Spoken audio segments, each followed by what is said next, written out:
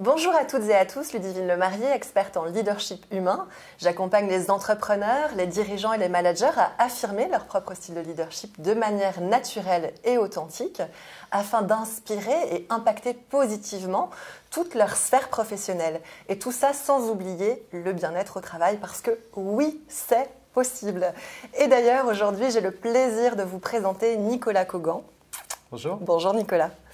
Qui donc, lui, accompagne les entreprises dans leur développement commercial. Je crois que tu as été directeur régional pour de grands groupes comme Interflora, BNB, et peut-être j'en oublie, tu vas nous en dire un peu plus tout à l'heure. Et ce que j'ai aimé, c'est que j'ai lu un article de presse où tu citais « La meilleure façon de progresser, c'est d'être heureux pour rendre heureux ». Alors, merci déjà pour ça, et est-ce que tu peux nous en dire plus ? Oui, parce qu'en fait, si tu veux, quand tu vas manager des réseaux ou des équipes, moi, je crois beaucoup au syndrome de la contagion, tu vois. C'est-à-dire que si tu donnes envie, tu vas plus facilement embarquer, mettre les gens en mouvement. Et c'est une condition, à mon avis, d'après moi, sous ce que j'ai pu constater, étroitement liée à l'atteinte des résultats. Je partage complètement ton avis. Et donc, est-ce que tu veux te présenter, nous en dire un petit peu plus sur ton activité, puisque ma communauté, peut-être, elle te connaît et peut-être elle ne te connaît pas. Donc, pour le coup, ça serait intéressant qu'on puisse en savoir plus sur toi. Écoute, avec plaisir. Moi, je dirige la société Mon Business Coach, où j'accompagne les entrepreneurs et leurs équipes, notamment sur le volet commercial. J'ai envie de te dire sur toutes les thématiques entrepreneuriales. Alors, c'est des entrepreneurs indépendants. Ça peut être aussi des réseaux d'entreprises, des réseaux de marques, comme on en connaît. Tu en as cité tout à l'heure. Parce que, quelque part, c'était mon quotidien pendant très longtemps. Et j'étais dans un marché sur une triangulaire entre les intérêts d'un indépendant, les intérêts d'une chaîne ou d'une marque et forcément les miens. Et donc, l'idée, à une époque, ça a été de voir si je pouvais monter en efficacité en enlevant un intermédiaire qui était celui de la marque. Donc, je me suis donné un temps pour tester et ça a fait un carton. Donc finalement, j'en ai fait mon activité. Alors justement, Nicolas, quel sens profond tu donnes à ta mission d'entrepreneur ? Bon, pourquoi ? Ton grand pourquoi, le grand why. Je vais t'en donner deux. Le premier, ça va être vraiment, tu vois, 20 ans de terrain. Quand tu vois la solitude des entrepreneurs, quand ils ont la tête dans le guidon, pas forcément toujours facile de prendre de la distance. Certaines souffrances au travail aussi chez les salariés. Voilà, si tu peux en tout cas aider là-dessus parce que tu as les compétences ou tu as le recul, ça c'est un vrai pourquoi. Et j'ai un deuxième pourquoi qui m'appartient vraiment, qui est le fait de pouvoir contribuer et faire contribuer mon entreprise sur des causes qui me tiennent à cœur. Je vais prendre un exemple très concret. Aujourd'hui, moi je suis adhérent de 1% pour la planète. Donc, je reverse 1% de mon chiffre d'affaires, pas de ma marge, de mon chiffre d'affaires, à des associations et des porteurs de projets d'ordre environnementaux. Ça va passer de l'alimentation, l'écologie ou autre. Et en fait, j'arrive à fédérer mes clients, mes équipes, aussi autour de cette grande valeur. Tu vois, je te parlais tout à l'heure d'un pourquoi des fois plus grand. Oui. On y est là, en tout cas, concernant mon business coach, on est en plein dedans. C'est associé finalement au choix des bénéficiaires de ces 1%, mes équipes et mes clients et mes partenaires. Et je trouve ça génial. Donc ça veut dire qu'encore une fois, moi qui aime le concret, on arrive à financer des projets qu'on voit matériellement et en fait qui sont dissociés de l'entreprise mais qui font partie de l'empreinte de la boîte. Et ça, j'adore. Et ça met encore plus de sens. Ça met du sens, ça motive. Et tu sais, il y a des matins, on a les paupières, elles pèsent 3 kilos chacune. Et c'est un peu compliqué. Ça peut être compliqué certains matins de se motiver. Mais avec un pourquoi comme ça, la question ne se pose même pas. C'est vrai. Ouais. Bravo. Et merci pour l'environnement, pour la planète et pour tout ce que tu fais. Mais écoute, avec plaisir. C'est absolument inspirant et j'aimerais avoir, si tu veux, ta définition à toi du leadership parce que tu as été directeur commercial, aujourd'hui tu es un entrepreneur et c'est important parce que cette série sur YouTube, je l'ai vraiment créée en ce sens et c'est pour ça que ça s'appelle Le leadership et vous. Donc toi, Nicolas, est-ce que tu as une définition bien à toi du leadership ? C'est une vraie question. Je n'ai pas l'habitude de mettre les choses dans une boîte, mais je vais tenter de te répondre. Je te dirais en fait que c'est fédérer ton équipe sur une vision commune, Mais probablement qu'en fait, cette vision-là, elle peut être plus grande que l'objectif même de l'entreprise. Et pour fédérer, la seule solution pour fédérer efficacement, ça va être de servir. Donc, s'il devait avoir un mot, je te dirais servir. C'est vraiment super parce que plus j'échange avec des dirigeants et des entrepreneurs dans la même énergie que moi sur le côté bien-être au travail, sur le côté de remettre de l'humain au cœur des entreprises, je vois que les gens ont des définitions qui se rapprochent parce que je pense qu'il y a autant de définitions du leadership que de personnes qui parlent du leadership, que ce soit en France ou dans le monde entier. Et pour le coup, c'est vrai que moi, j'ai une définition bien à moi, qui est l'art d'inspirer et d'impacter positivement par l'exemplarité de notre authenticité pour justement fédérer. Tu as raison. Et donc là, c'est super que tu me parles de servir, parce que je pense qu'aujourd'hui, notre différenciation sera justement dans le service qu'on offre aux autres. Et dans une économie de service, c'est bien que les managers se mettent à jour sur le sujet. Absolument. Oui. C'est aujourd'hui capital parce que, surtout dans ce qu'on est en train de vivre en termes de société, les codes sont en train d'évoluer et je pense que si les managers ne se mettent pas à jour ou ne se mettent pas à la page rapidement, on va se sentir un petit peu comme un octogénaire dans une discothèque de jeunes, tu vois. J'ai un peu peur pour eux en fait de se retrouver dans en décalage total avec la réalité de leurs équipes ou même de leurs propres employés. Oui. Ce que tu viens de verbaliser là, c'est en fait ce que j'appelle moi la métamorphose du management. Je ne sais pas si c'est... Ça me parle. C'est vraiment ça, on le sent aujourd'hui et c'est pour ça aussi que j'ai créé cette série Le Leadership et vous, parce que je pense qu'il est temps aujourd'hui de prendre conscience qu'on marchait sur la tête à un moment donné dans le monde de l'entreprise et qu'aujourd'hui on en est vraiment là à cette métamorphose du manager, du dirigeant, de l'entrepreneur qui aussi a des partenaires et a des clients à fidéliser. Et la vraie différenciation aujourd'hui pour un client, ça ne sera pas le produit, parce qu'en fait le produit, il peut aller le comparer sur Internet, mais ça sera l'humain, ça sera la relation. La manière de livrer. Même. La manière de livrer, absolument. Est-ce que tu voudrais nous donner, à moi et à toute ma communauté et à tous ceux qui vont regarder cette vidéo, qui auront la chance de bénéficier de tes conseils, justement, quel serait toi, en tant que professionnel, en tant qu'entrepreneur, en tant que business coach, tes 3 ou 4 conseils pour développer son leadership tel que toi et moi on l'entend? Ouais, avec plaisir, Ludivine. Je te dirais déjà cultiver ton enthousiasme, surtout quand ça ne va pas. Okay, parce que quand tu manages, tu es forcément confronté à différentes situations, tu es forcément face à différents niveaux d'émotion des uns et des autres. Et je pense qu'à ce moment-là, l'enthousiasme, cultiver ton enthousiasme, c'est quelque chose d'assez essentiel. Okay, parce que c'est pour ça que souvent, c'est avoir un pourquoi aussi plus grand que le schéma étriqué qu'on t'a vendu peut-être du poste de manager à l'initial. Le deuxième, ce sera évident, ce sera forcément de se former, se mettre à jour, s'occuper de soi-même.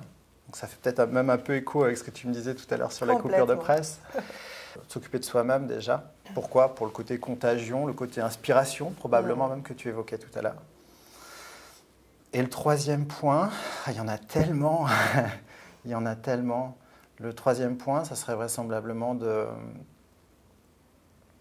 d'être soi-même, tomber le masque, tu vois. Parce que, en tout cas, moi, si je parle de mon expérience, c'est que certaines fois, j'ai été trop dans le costume. Et parce que c'était les codes, parce qu'on m'avait appris ça comme ça. Oui. Et puis le jour où j'ai tombé ce masque ou ce costume, ça ne veut pas dire non plus tout dévoiler. Étonnamment, les résultats ont augmenté. Et les équipes derrière se sont reconnues. Donc forcément, derrière, c'est bénéfique pour tout le monde. Je suis très touchée par ce que tu viens d'aborder là, parce que dans une de mes conférences Format TEDx que j'ai donnée l'année dernière dans un grand événement managérial, je parlais justement de ce costume que j'avais porté quand j'étais encore à l'époque manager de réseau. Et aujourd'hui, dans mes accompagnements, il y a vraiment aussi ça, c'est comment je peux faire pour être moi, manager, dirigeant, entrepreneur, sans avoir tout le temps ces jeux de rôles épuisants en fait, qui nous fatiguent, qui peuvent aller même parfois jusqu'au burn-out, parce qu'on peut en parler. Un manager, un dirigeant qui porte le masque, comme tu le dis si bien, à un moment donné, il s'épuise. Et pour le coup, vu qu'on sait qu'il impulse à ses équipes son énergie, bah forcément que les équipes en seront automatiquement contagionnées. Ben ouais, mais tu as complètement raison, parce qu'on observe sur le terrain également le fait que des salariés qui peuvent avoir une critique ou pas être heureux dans un type de management, quand ils se retrouvent aux manettes, ils reproduisent le schéma. Eh oui. Eh oui. Donc quelque part, en fait, je pense que c'est important que quand on dirige ou quand on manage des équipes, on prenne le sens de la responsabilité qui va avec. Tu vois ce que je veux dire? Ah ben oui, tu vois, tu me l'as enlevé de la bouche. C'est vrai, désolé, mais l'idée c'est que ça ne soit pas juste cantonné à une carte de visite. Ouais. Voilà. Et c'est ça, et c'est pour ça aussi que certains managers sont propulsés managers sans cette prise en compte, selon moi, de cette dimension. Et c'est hyper important de se dire que c'est pas parce qu'on a été très bon négociateur ou très bon commercial qu'on sera un très bon manager. Donc il faut leur apprendre aussi à ces managers d'avoir cette posture. Pas plus tard que ces dernières semaines chez un client, en fait, j'ai un dirigeant qui a fait le choix de nommer un de ses meilleurs commerciaux au pilotage. Alors, ça va dans un système de récompense. Jusque-là, c'est OK. Par contre, est-ce que cette personne-là avait identifié, on va dire, les différents écueils que ça pouvait représenter? Clairement, non. Voilà. Et donc, au bout de quelques semaines, il y a déjà des premiers symptômes. Mais là, j'ai la chance d'avoir affaire à quelqu'un qui sait le verbaliser. Mais combien, à sa place, aurait incubé pendant 1 an, 2 ans, 3 ans, avant peut-être d'exploser en vol? Mais oui. Perte de temps, perte d'énergie, alors qu'en fait, grâce à l'accompagnement, aujourd'hui, on peut vraiment trouver ces clés qui vont nous permettre de nous remettre en question dans la bienveillance. Exactement. Et ça aussi, je pense que toi et moi, on partage, je le sens. Le mot est lancé. Cette valeur, voilà. Exactement. Ouais. Alors Nicolas, j'avais envie de te poser justement cette question. Quelle est selon toi la part que représente le développement personnel dans la croissance professionnelle? C'est essentiel. C'est peut-être 80%. Alors bon, on va mettre en part, je vais te répondre en pourcentage. Oui. Je vais dire 80%. C'est essentiel en fait. On va prendre un exemple concret. Si tu veux motiver tes équipes, probablement qu'il faut que tu saches te motiver toi-même. Oui. Si tu veux mettre de l'énergie dans ton équipe, parce que tu es capable de t'énergiser par toi-même. Tout ça, c'est ni plus ni moins que du travail sur soi-même. Alors c'est vrai qu'on englobe beaucoup de choses dans le développement personnel avec une myriade de clichés qu'il y a autour. C'est très galvaudé, c'est pour ça que j'hésite toujours à utiliser ce mot et en même temps je n'ai pas trouvé de mot jusqu'à aujourd'hui, à moins qu'on le trouve ensemble pour remplacer ça. Mais utilisons ce mot-là parce que tout de même le cliché il doit exploser parce que dans tous les cas, on le voit bien dans le monde de l'entreprise, même si certaines fois il peut y avoir un blocage sur ce terme-là, au final ceux qui vont bien s'occupent d'eux-mêmes. C'est ça. Donc, à un moment donné, moi j'aime bien les résultats, j'aime bien le côté pragmatique. C'est la preuve par l'exemplarité. Voilà, exact. C'est le seul vrai mode de leadership aujourd'hui à mes yeux. J'étais éduqué comme ça. Mais j'étais éduqué comme ça pour une raison assez simple en fait, Ludivine, c'est que moi j'ai découvert le management ou le leadership en animant des réseaux d'entrepreneurs indépendants pour le compte de marque. Et tu as 2 façons de fonctionner. Soit tu y arrives en terrain conquis, en oubliant que tu n'es pas chez toi, donc pour livrer ton message, et tu arrives rapidement à l'échec. Soit finalement tu co-construis, tu apportes du sens, tu as une écoute sincère, attentive de tes interlocuteurs, et là tu vas créer des relations pérennes. Tu vas créer des résultats avec une récurrence. Et quand je suis arrivé, si tu veux, moi c'était mes premières armes. Donc quand je suis arrivé après avec mes propres équipes, on va dire en management, disons classique, dans un schéma très corporate, moi je suis arrivé avec ce bagage. Donc en fait ça détonnait un petit peu, parce que ce n'était pas dans les codes de l'entreprise traditionnelle, mais par contre ça marchait 10 fois mieux. Donc voilà, il y a ce côté il n'y a pas ce côté descendant, si tu veux, je pense, pour faire passer les informations. Je crois que vraiment le temps du chef-faillon contrôlant est révolu. Au revoir les contremaîtres. Donc c'est fabuleux et tu vois, c'est ça que j'adore dans ces partages et dans ces interviews, c'est qu'on se rend bien compte qu'on est de plus en plus de petits colibris à mettre notre petite goutte d'eau dans ce monde de l'entreprise qui te un lourd pavé à déplacer, qu'on ne se le cache pas. En revanche, je pense que chacun à notre niveau, on peut faire de notre mieux. Et je pense que grâce à des coachs comme toi, eh bien vraiment, on va emmener le monde dans l'entreprise vers cette révolution. Parce qu'on peut, tu peux utiliser le mot, parler de mots. On peut presque parler de révolution. Je suis d'accord avec toi. La machine est en marche, en tout cas. Après, tu as même les personnes, on va dire, sur des plus petites structures qui, eux, vont vouloir porter ça tout seuls, mais qui ne sont pas armés sur le socle de management, sur les fondamentaux. C'est ça. Et donc, en fait, là, le danger, ou en tout cas la trappe que je vois, c'est que certains vont, par manque de méthode, essayer d'aller pousser justement ce management humain, mais souvent dénué de méthode. Oui. Ce qui fait que derrière, en fait, ils finissent par en faire le deuil que ça marche. Et du coup, pour revenir dans l'ancien monde. Je comprends Et je pense que c'est à ce niveau-là aussi que certains plus petits entrepreneurs, et ce n'est pas péjoratif, clairement, ont tout intérêt à se former. Aujourd'hui, les moyens de se former sont pléthoriques. Il y a beaucoup de ressources. Et c'est là, je pense qu'en effet, l'accompagnement d'un coach, alors encore en France, malgré cet engouement pour le coaching, on se rend bien compte que certaines personnes pensent encore que les coachs sont réservés soit aux politiques, aux sportifs. Et ça vient de plus en plus quand même de s'octroyer cette autorisation en fait, de se faire coacher, quel que soit notre niveau, qu'on soit entrepreneur, manager ou dirigeant. Et là, ça devient intéressant parce que c'est aussi l'art d'être enseignable. Exactement, d'être coachable, d'être enseignable. Après, en fait, c'est des questions qu'on se pose moins quand on s'occupe de sa santé. On va se dire, tiens, on ne va pas se poser la question d'avoir une récurrence de visite chez un ostéo. Et pourtant, en fait, ça fait un bien fou. C'est ça. C'est exactement, enfin, à mes yeux, en fait, c'est le même curseur. Parce que en fait, on parle de bien-être là.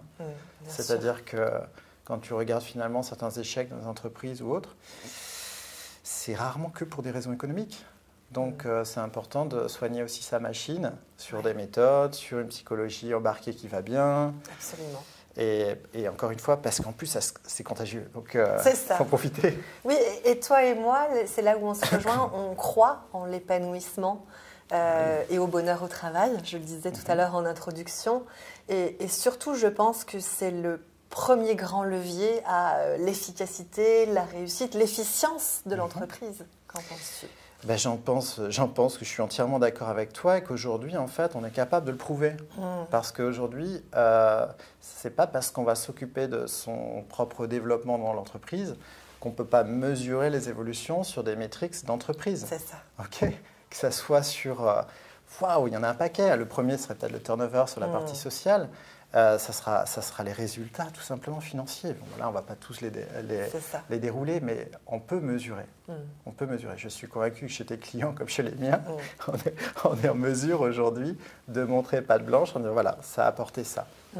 Oui, c'est ça, en matière d'engagement, de loyauté, de fidélisation, que ce soit des salariés, des collaborateurs, des partenaires, que des clients en fait. De santé, d'arrêt maladie. Et voilà. Et là, pour le coup, on est vraiment dans cette croissance du monde de l'entreprise par la gestion de l'humain. Exactement. Et donc, je te remercie infiniment, Nicolas, pour ce partage de cœur à cœur entre coachs. C'est avec plaisir. Et où est-ce que, si les gens qui nous regardent aujourd'hui veulent te retrouver, comment est-ce qu'on te retrouve, Nicolas ?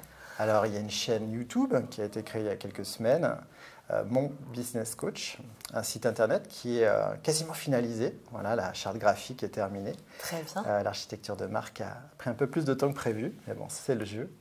Facebook, LinkedIn. Voilà. Ok, mais j'indiquerai sous la vidéo à ce moment-là les liens où on peut te retrouver, comme ça facilitera les choses à ma communauté. Merci infiniment. Et puis au plaisir de se retrouver très prochainement dans un événement ou alors comme ça sur un partage de valeurs, parce que j'apprécie énormément ces moments privilégiés. Très bien, merci Ludivine.